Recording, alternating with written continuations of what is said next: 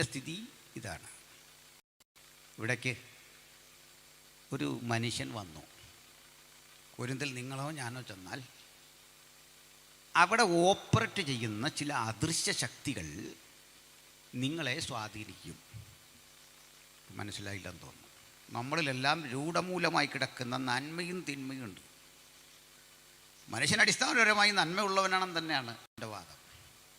അല്ലാതെ ഈ കാലം ഏതാണ്ട് മോശമായെന്നും പണ്ടൊക്കെ നല്ലതാണെന്നൊക്കെ പ്രായമുള്ള ആളുകൾ പറയാറുണ്ട്. നമ്മളൊരു പാട്ട് കേട്ടോ, പണ്ടെങ്ങാണ്ടൊരു നാടുണ്ടായിരുന്നേ, അന്നും പല മതം ഉണ്ടായിരുന്നേ, അന്ന് വളരെ മോശമായിരുന്നു ഇന്നത്തേക്കാൾ. ഭരണകൂടവും സർക്കാരും പോലീസും എല്ലാം അന്നായിരുന്നു മോശം.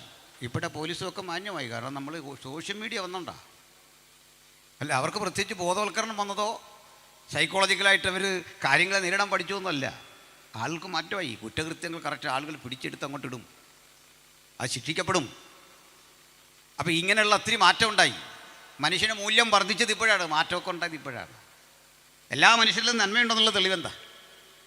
നിങ്ങളിതുവഴി വാഹനത്തിൽ യാത്ര ചെയ്യുക, നിങ്ങളുടെ ബൈക്കിൻ്റെ സ്റ്റാൻഡ് ഇങ്ങനെ ചരിഞ്ഞിരിക്കുക, ഒരു വലിയ തീവ്രവാദി നിങ്ങളുടെ പുറകെ വരിക. അവൻ നിങ്ങളെല്ലാം രക്ഷപ്പെട്ടു വേറെ ആളെയാണ്. അയാൾ നിങ്ങളുടെ അരികിലേക്ക് വരുമ്പോൾ വണ്ടി നിർത്തിയിട്ട് ഗ്ലാസ് കാത്തിട്ട് കാണിക്കും നിങ്ങളുടെ വണ്ടിയുടെ സ്റ്റാൻഡ് ശരിയാക്കി പോകാൻ.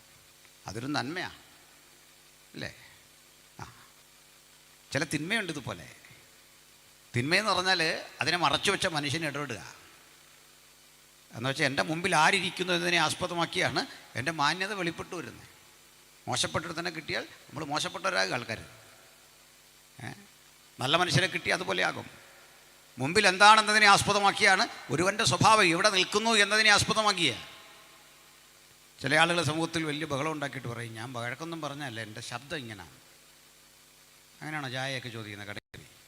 അടിതരുവേള് ചുമ്മാ പറയുന്ന. അയാളുടെ ശബ്ദം അങ്ങനെയൊന്നുമല്ല. ഒച്ചപ്പാടും ബഹളമെല്ലാം ഉണ്ടാക്കി വഴക്കുണ്ടാവുന്ന പോലെ സംസാരിച്ചിട്ട് പറയാം, എൻ്റെ ശബ്ദം അങ്ങനെ, ഞാൻ ഇങ്ങനെ കാര്യം പറയുന്നത്. പോലീസ് സ്റ്റേഷനിൽ കയറി ഇങ്ങനെ പറയൂ? അങ്ങനെയൊന്നും പറയില്ല. നമ്മളിങ്ങനെയാണ് മനുഷ്യർ. തിന്മയും നന്മയുണ്ട്. അപ്പോൾ ഒരു വ്യത്യാസം, നന്മയുള്ള രണ്ടുപേർ ചേർന്നാൽ ആ നന്മ ഉറഞ്ഞുറഞ്ഞുറഞ്ഞ് ശക്തിപ്പെടും. 3 പേര് കൂടിയാൽ വീണ്ടും, 4 പേര് കൂടിയാൽ വീണ്ടും. ആ പകർച്ച ശക്തിപ്പെട്ട് നന്മയുടെ ഒത്തിരി ഉൽപ്പന്നങ്ങളെ പുറത്തു കൊണ്ടുവരും, ഒത്തിരി ചിന്തകൾ പുറത്തു കൊണ്ടുവരും. ഇങ്ങനെയാണ്. ഞാൻ കണ്ണൂർ എൻ്റെ ഒരു പഠനവുമായി ബന്ധപ്പെട്ട്, MSW പഠനവുമായിട്ട് ബന്ധപ്പെട്ട് ഒരു റിസർച്ചിന് പോയി.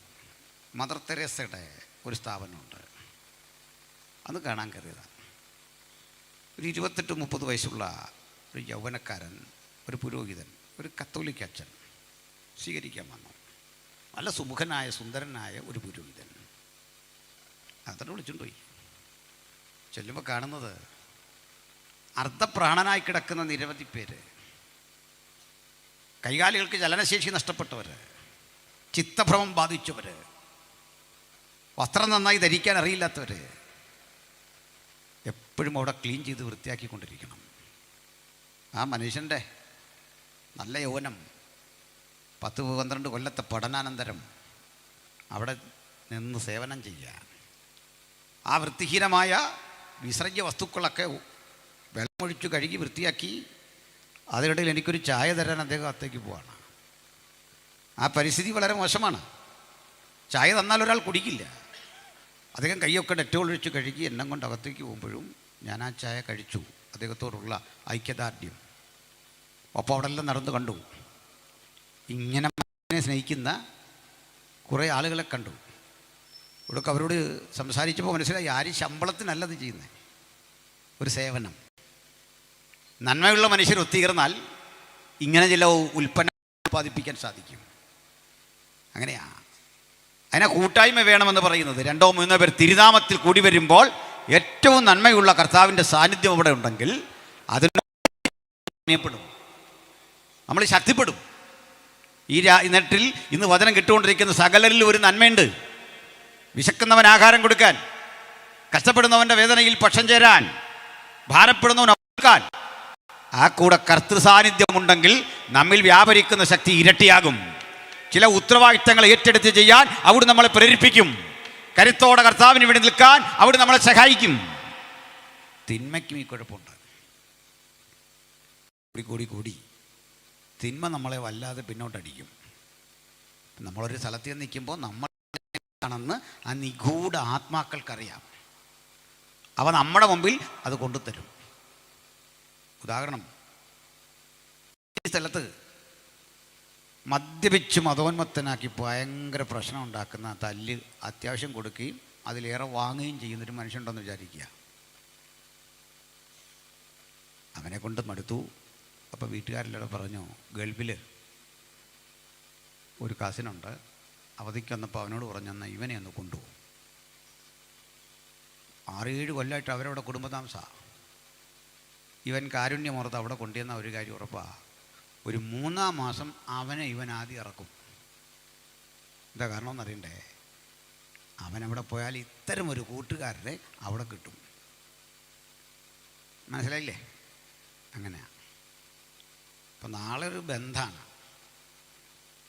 ബന്ധം എന്ന് പറയാനൊക്കെ ഇവിടെ കേരളത്തിൽ ഹർത്താൽ അപ്പം ഏതാ.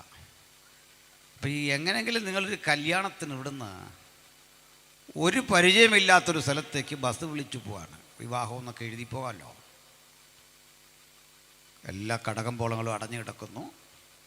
നമ്മളെല്ലാം യാത്ര ചെയ്യുന്ന കൂടെ 1-2 കുപ്പി വീശുന്ന കക്ഷികളുണ്ടെങ്കിൽ കൃത്യം വണ്ടി നിൽക്കുന്ന ഇടത്തുനിന്ന് ഇവരിറങ്ങും. ഒരു ബോർഡും വേണ്ട, ഒരു പരിചയവും വേണ്ട. ഇത് കിട്ടുന്ന സ്ഥാനത്തേക്ക് ഇവരറിയാതെ പോകും. പിന്നെ കുടിച്ചു ബോധം കെട്ടാ തിരിച്ചു വരുന്നത്. ഒരു പരിചയം വേണ്ട. ഇതെങ്ങനെ സാധിക്കുന്നേ? ഇതാണ് ഈവിൾ സ്പിരിറ്റിൻ്റെ ഓപ്പറേഷൻ.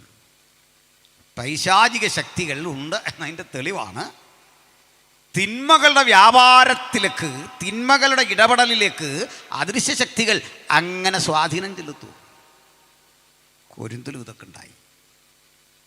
കൊരിന്തിനുള്ളിൽ രൂപപ്പെട്ടു വന്ന സഭയ്ക്കുള്ളിലേക്കും കാലക്രമേണ ഈ ശക്തികൾ വലവീശി അകത്ത് കിടന്നു. സമ്പന്നരാ കൂടുന്നത്.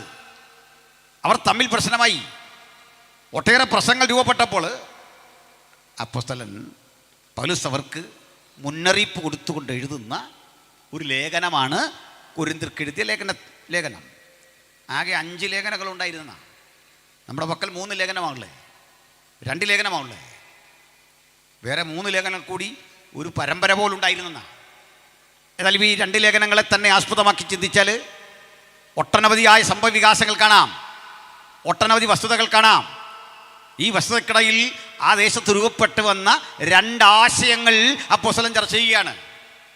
ഒന്നാമത്തെ ആശയം ചർച്ച ചെയ്യുന്നത്, ജൂതന്മാർ ഇവിടെ ധാരാളമുണ്ട്, യഹൂദന്മാർ. അവർ അടയാളം ചോദിക്കുന്നു. എന്താണ് ഇതിൻ്റെ അർത്ഥം? യഹൂദന്മാർക്കൊരു സ്വഭാവമുണ്ട്. അവർ കാലങ്ങൾക്കപ്പുറത്തൊരു പ്രമാണം കൈപ്പറ്റിയവരാ, പരിഷ്കൃതമായൊരു വിശ്വാസമുള്ളവരാ, വിഗ്രഹാരാധനയില്ലാത്തവരാ. വർഷങ്ങൾക്കപ്പുറത്ത് അവർക്ക് സൂര്യൻ, ചന്ദ്രൻ, ചരാചരങ്ങൾ, ഒഴുകുന്ന ജലാശയം, തിരിയുന്ന ഭൂമി, കാണപ്പെട്ടതും കാണാൻ കഴിയാത്തതുമായ സകലതും ദൈവത്തിൻ്റെ സൃഷ്ടി മാത്രമാണ്. ഒരു പ്രകൃതി ശക്തിയെയും അവർ നമിക്കില്ല. പ്രകൃതി ദൈവത്തിൻ്റെ സൃഷ്ടിയാണെന്നും ആ സൃഷ്ടിക്ക് പിന്നിൽ ഒരാത്യന്തിക ജനയിതാവുണ്ടെന്നും ആ ദൈവത്തെ മാത്രം വിശ്വസിച്ചു പോരുന്ന ഏകദൈവം എന്ന ആശയത്തിൽ വിശ്വസിക്കുന്നവരാ. ഈ ഏകദൈവ വിശ്വാസമുണ്ട്. അവർക്ക് പ്രമാണമുണ്ട്, അവർക്ക് 10 കൽപ്പനകളുണ്ട്. പക്ഷെ ഇതൊക്കെ ഇരുന്നിട്ടും അവർക്കുള്ളിൽ ഇതിൻ്റെ മൂല്യങ്ങളില്ലാതെ അവർ വഴിതെറ്റിപ്പോകപ്പോഴൊക്കെ പ്രവാചകന്മാർ അവരെ നേരായ വഴിക്ക് നടത്താൻ ശ്രമിച്ചു. വീണ്ടും വഴിതെറ്റിയവര് ആ തെറ്റിയ വഴിയിലൂടെ തകർന്നടിഞ്ഞപ്പോൾ തലമുറയ്ക്ക് ഒരു മടങ്ങി വരവിന് ദൈവം അവസരം കൊടുത്തു.